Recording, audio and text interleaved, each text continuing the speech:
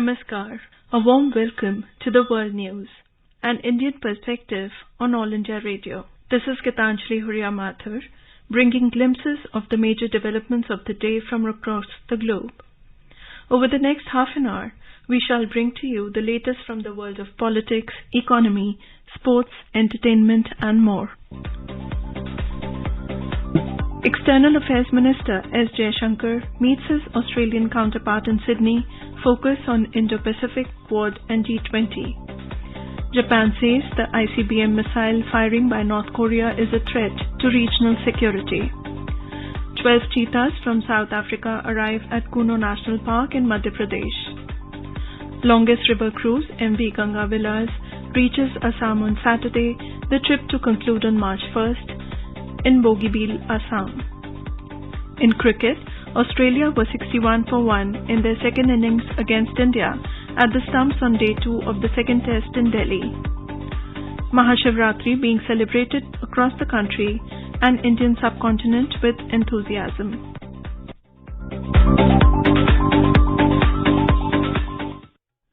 Mahashivratri is being celebrated across the country with religious fervor and gaiety on Saturday. Devotees worship Lord Shiva, the destroyer of evil, on the occasion. In Uttar Pradesh, lakhs of devotees took Holi dip in the rivers on the occasion. People also took a Holi dip in Sangam, the confluence of 3 holy rivers, marking the end of Magh Mela. In Madhya Pradesh, from Mahakal Temple in Ujjain to Omkareshwar, Jyotirlinga in Khandwa, a crowd of devotees is thronging on the occasion of Mahashivratri.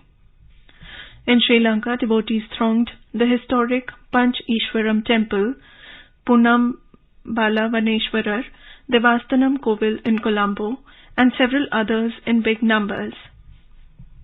In Nepal, all 4 doors of Pashupatinath Temple in Kathmandu were opened from 3 a.m. on Saturday, and lakhs of devotees offered prayers. Shankaracharya Nishchalananda Saraswati of Jagannath Puri-based Govardhan Mutt, who also arrived there at the invitation of Pashupati Area Development Trust on the occasion of Mahashivratri, performed a special worship and inaugurated the Adya Shankaracharya Temple located in front of Pashupatinath Temple and delivered a sermon. Vice President Jagdeep Dhankar and Prime Minister Narendra Modi extended greetings to the people on Mahashivratri. Union Minister Amit Shah and Information and Broadcasting Minister Anurag Singh Thakur also wished people on the occasion. 12 cheetahs from South Africa arrived at Kuno National Park in Madhya Pradesh on Saturday. These cheetahs were released into the park by Union Ministers Bhupendra Yadav and Narendra Singh Tomar and Madhya Pradesh Chief Minister Shivraj Singh Chauhan on Saturday. The cheetahs were brought to India as part of the Cheetah Reintroduction Project under the Memorandum of Understanding (MOU) signed between the governments of India and South Africa. There are 7 male and 5 female cheetahs in these 12 cheetahs. Thus, the number of cheetahs in Kuno National Park has increased now from 8 to 20. The Goods and Services Tax (GST) Council has decided to clear the entire due on pending balance of the GST compensation to the states as of on Saturday. Union Finance Minister Nirmala Sitharaman said this while addressing media after chairing the 49th meeting of GST Council in New Delhi today. The entire pending balance of the GST compensation, which is a total of 16,982 crores, for June that will be cleared. We have decided to release this amount from our own resources, and this same amount will be recouped from the future compensation cess collection. Ms. Sitharaman also said that with this release, the centre would clear the entire provisionally admissible compensation cess dues for 5 years as envisaged in GST Compensation to States Act 2017. The Finance Minister also announced to lower the GST rates on liquid jaggery and tags tracking devices. She said GST rate on pencil sharpener has been reduced to 12% from the existing 18%. Also, we are reducing the GST rate on RAB, which is liquid jaggery, from 18 to nil or 5%. Nil if it is loose, or if it is pre-packaged and labeled, it will be 5%. Also, there is a reduction in GST on tags, tracking devices or data loggers, which are affixed on durable containers, from 18% to nil, subject to some conditions. The Finance Minister also announced GST exemptions on coal rejects when they are supplied to and by a coal washery, and GST exemptions for services by National Testing Agency for conducting entrance examinations for admission to educational institutions.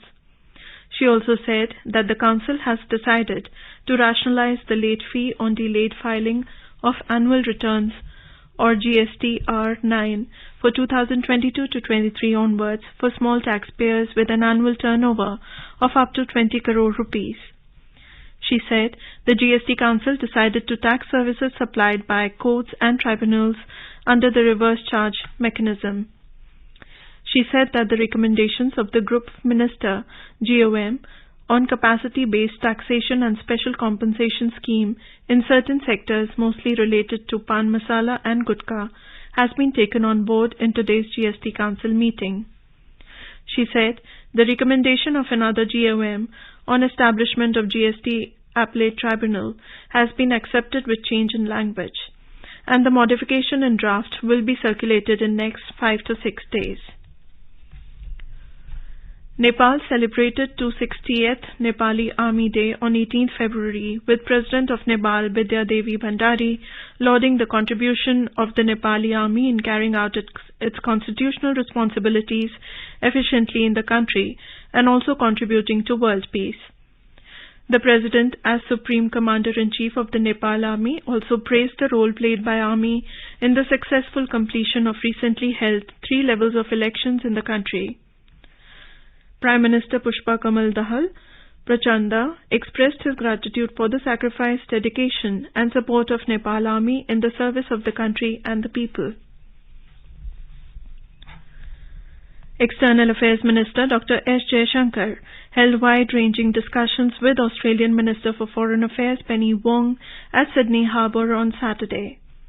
In a tweet, Dr. Jaishankar said that he exchanged perspectives on Indo-Pacific strategic picture, progress in Quad G20 developments and their respective neighbourhoods. Dr. Jaishankar noted the forward movement on bilateral agenda and also emphasized the need for vigilance against radical activities targeting Indian community. Dr. Jaishankar also met Minister of Climate Change and Energy of Australia, Chris Bowen, and discussed climate financing, loss and damage and the need for greater collaboration. The discussion also focused on securing renewable energy, technology and supply chains. Now let's have a look at G20 event this week.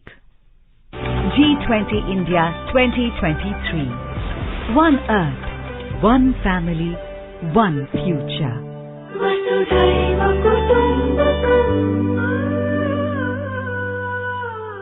The first meeting of G20 Digital Economy Working Group DEWG was held in Lucknow during 13th to 15th February. The meeting showcased India's digital transformation journey. It provided a platform to the G20 members, key knowledge partners and guest countries to discuss the 3 key priority areas: digital public infrastructure, cybersecurity and digital skilling. The participants appreciated the inclusion of digital skilling in the DEWG agenda and supported India's proposed priority areas broadly. It was the first of 4 planned DEWG meetings to be held in India, with the next ones scheduled in Hyderabad, Pune and Bangalore. The first meeting of the G20 Agriculture Working Group meeting was held in Indore this week during February 13th to 15th. 86 delegates from around 30 countries participated in the event. The G20 members underlined the need to increase climate finance to help farmers take up adaptation measures. Agriculture Secretary Manoj Manoj Ahuja told that the member countries suggested that farmers can be incentivized if they are adopting climate-friendly farming or green agriculture. The G20 nations shared their experience on the impact of climate change in agriculture. The delegates deliberated on 4 key priority areas.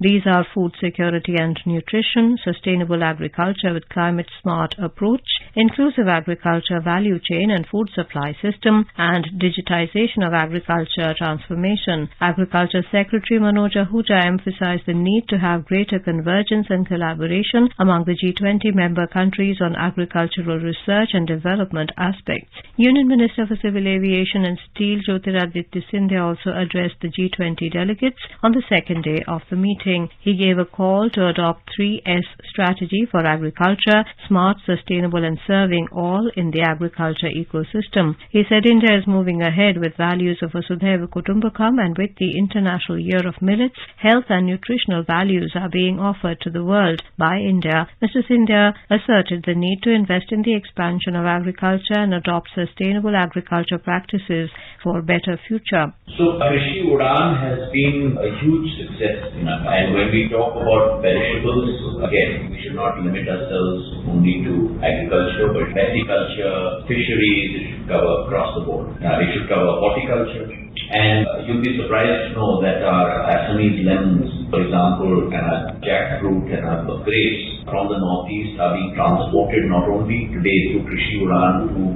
parts of India, but are also being sent abroad. So they're going to Germany, they're going to London, they're going to Singapore. And really a fillip to our horticulture, agrarian economy has been also provided through Krishi Udan, where the cargo is the belly of an aircraft, given multiple incentives because of its perishable nature, which you very much enunciated, be able to transport it in the least amount of time to its final destination. The first event of the G20 in Manipur took place in Imphal on February the 17th. It was a B20 conference of the delegates from G20 countries and guest countries. Delegates from 23 nations consisting of 26 overseas business delegates and 24 diplomats participated in the conference. Interaction on medical tourism, ICT, economic growth and other sectors were discussed during the conference. The inaugural function was attended by the Manipur Chief Minister N. Biren Singh, Union MOS of Commerce and Industries, Som Prakash, Union MOS of External Affairs R.K. Ranjan and other senior government officials. The Chief Minister highlighted the investment potential in different sectors of the state.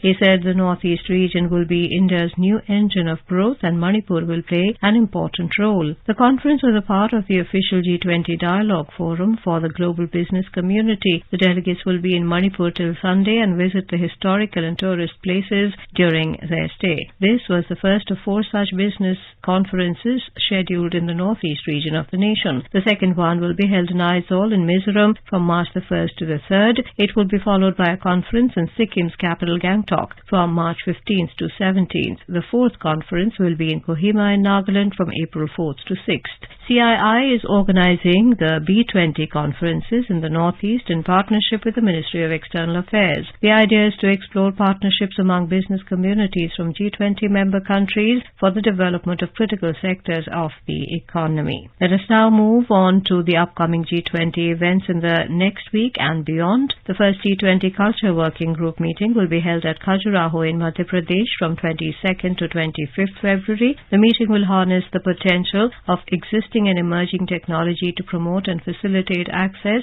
to cultural goods and services. It will also look at preserving culture for future generations. Culture and creative industries account for 3.1% of global GDP and provide 6.2% of all employment. Addressing a press conference in New Delhi, Secretary, Ministry of Culture, Govind Mohan said the ministry will highlight the theme of lifestyle for environment during the working group meeting. The Culture Working Group will hold 4 meetings on different themes. On the sidelines of the meeting, Khajuraho Exhibition and Dance Festival will also be organized. A major event next week is the G20 Finance Ministers and Central Bank Governors and the second Finance and Central Bank Deputies meetings in Bengaluru from the 22nd to the 25th of February. Union Minister for Information and Broadcasting, Youth Affairs and Sports, Shri Anurag Thakur will attend the inaugural session on the 22nd of February. Union Finance Minister Nirmala Sitharaman will deliver the Presidency address on the 25th of February. The 4-day summit will have side events on core themes the member countries put forward. Over 500 delegates from 29 countries and 14 international organizations are expected to participate. The first meeting of finance and central bank deputies was also held in Bengaluru. During the meeting, they discussed global economic challenges, international financial architecture, infrastructure, sustainable finance issues, international taxation, global health and financial sector, and financial inclusion. The first foreign ministers meeting of G20 member nations and the guest countries will be held in New Delhi on March the 1st and 2nd. This is being seen as one of the most high-profile events in the wake of current geopolitical scenario. G20 India 2023. One Earth, one family, one future.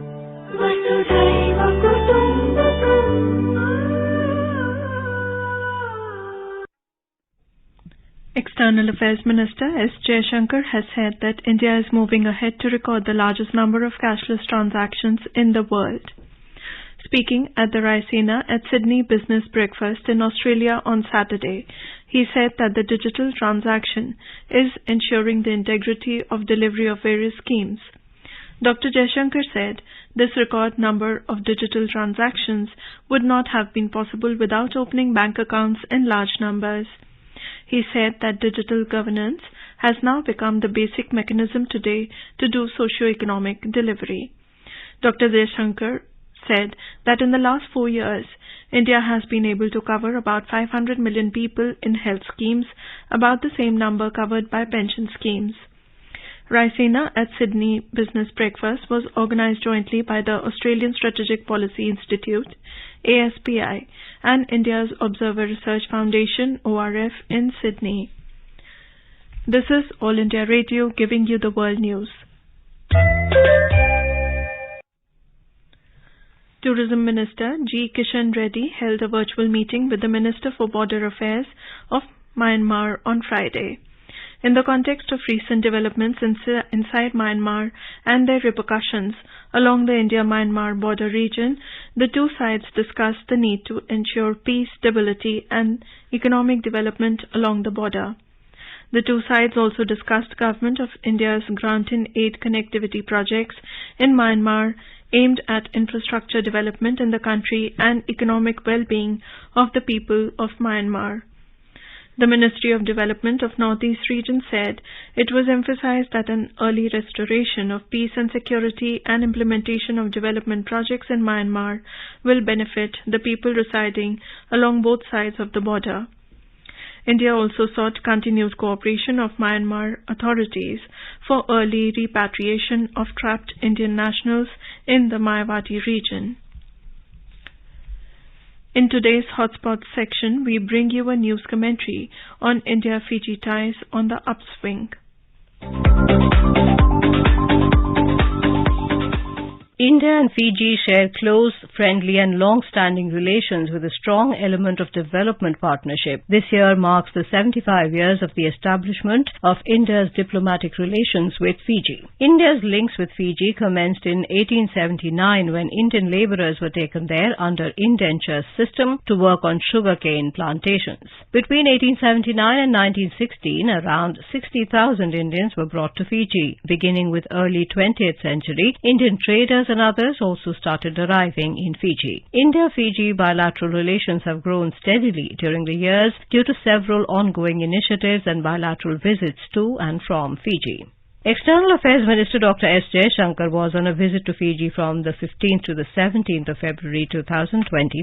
The External Affairs Minister's visit marked the first high-level visit to Fiji since the change of government in December 2022. He attended the 12th World Hindi Conference that was co-hosted by governments of India and Fiji. On his first visit to Fiji as External Affairs Minister, he held bilateral meetings with Fiji's top political leadership in Suva. The External Affairs Minister called on the President of Fiji, Ratu William Katoniwere, at the State House and launched along with the Fijian President the Government of India funded project for the solarization of the Pacific Heads of State residence at the State House in Suva. The project is the inaugural pilot of the Solar Head of State initiative launched by the Pacific Islands Development Forum in Fiji and funded by India UN Development Partnership Fund. Dr. Jaishankar held meetings with the Prime Minister of Fiji, Sitiveni Ligamamada Rabuka, and senior members of the Fijian cabinet, including the three deputy prime ministers, ministers for Home Affairs, Health, Education, Multi-ethnic Affairs and Sugar. During the bilateral meeting with the Prime Minister, both leaders took stock of the bilateral relations and discussed ways and means to further strengthen the development partnership between India and Fiji in various areas, including capacity building, health, education, agriculture and information technology. Dr. Jaishankar and Prime Minister Rabuka discussed regional and global issues of shared interest. Both sides agreed to work more closely towards strengthening multilateral cooperation, working strongly in international organizations. The two sides particularly focused on the Pacific region because India sees Fiji as a very important partner in the Indo-Pacific. India would co-host the third summit of the Forum for Indo-Pacific Islands Cooperation in the coming months. India values Fiji's presence and leadership. External Affairs Minister, Ministers of State and Indian Members of Parliament attending the 12th Vishwa Hindi Sammelan also visited the Sri Shiva Subramanya Kovil in Nadi. During his visit to Suva, the External Affairs Minister inaugurated the renovated Girmit Gallery in Fiji Museum that has been supported by the Government of India under bilateral grant in aid. The gallery showcases the journey of the Girmits, Indian indentured labourers in Fiji. Dr. Jaishankar unveiled the bust of Sardar Vallabhbhai Patel in India House in Suva, where he interacted with a large gathering of members of the diaspora community. A visa waiver agreement was signed between India and Fiji that would permit diplomatic and official passport holders of the two countries to travel and stay in each other's country without holding a visa for 90 days. The External Affairs Minister and the Fiji Prime Minister addressed a joint press conference. Dr. Jaishankar said India and Fiji have close and long-standing ties, and a large part of that is built on our people-to-people linkages. India has been a privileged partner of Fiji in its nation-building efforts across various sectors, in working with it in capacity building in areas like health, education, agriculture. India has done projects in Fiji's sugarcane industry, worked together in renewable energy. Today, both countries are looking at areas like IT and support for medium and small enterprises. There is a very substantive bilateral agenda before India and Fiji. In a region that is prone to natural disasters, India has also stood by Fiji in difficult times. India has been a first responder on certain occasions. During COVID, in line with India's Vaccine Maitri initiative, Fiji was recipient of 100,000 doses of Indian vaccines in March 2021. Dr. Jaishankar said India is truly pleased at the recovery seen in Fiji. It is something that India regards as very good for the global economy. Reflecting the unique demand-driven development partnership approach, India is very pleased to work on high-impact community projects in Fiji. Some of these have contributed to transforming the quality of life of communities in Fiji. India certainly looks forward to doing more of that in the coming days, observed the External Affairs Minister.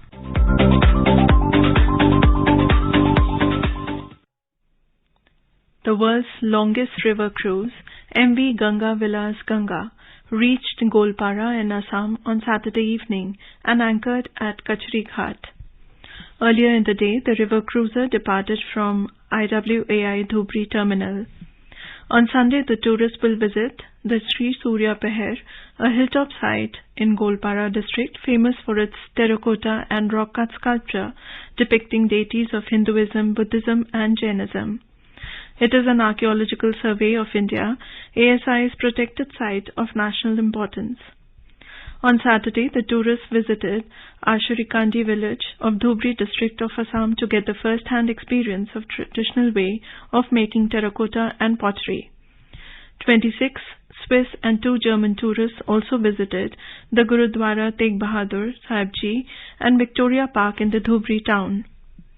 MV Ganga Vilas, which is scheduled to stay for 13 days in Assam, will also halt at Sualkuchi and Pandu in Guwahati, Kaziranga and Majuli before the culmination of the journey at Dibrugarh on 1st of March. Prime Minister Narendra Modi had virtually flagged off the cruise on 13th of January this year from Varanasi, Uttar Pradesh, which has already traversed through Uttar Pradesh, Bihar, West Bengal and Bangladesh. In a major success in curbing terrorist activities, police in South Kashmir district arrested 3 terrorists of proscribed Hizbul Mujahideen terror outfit and recovered arms and ammunition from their possession. Police said that based on specific inputs regarding movement of anti-national elements carrying illegal arms and ammunition in a vehicle last evening in Kulgam area, police parties established a checkpoint at Dadarkot Alamganj crossing and intercepted 3 persons riding a motorcycle. During searches, arms and ammunition including 1 pistol, 2 pistol magazines and 13 live pistol rounds were recovered from their possession. The trio were arrested and have been shifted to police station where they remain in custody. During the course of investigation, it came to fore that the arrested terrorist associates were involved in many terror crime cases and were providing logistic and other support to the terrorists.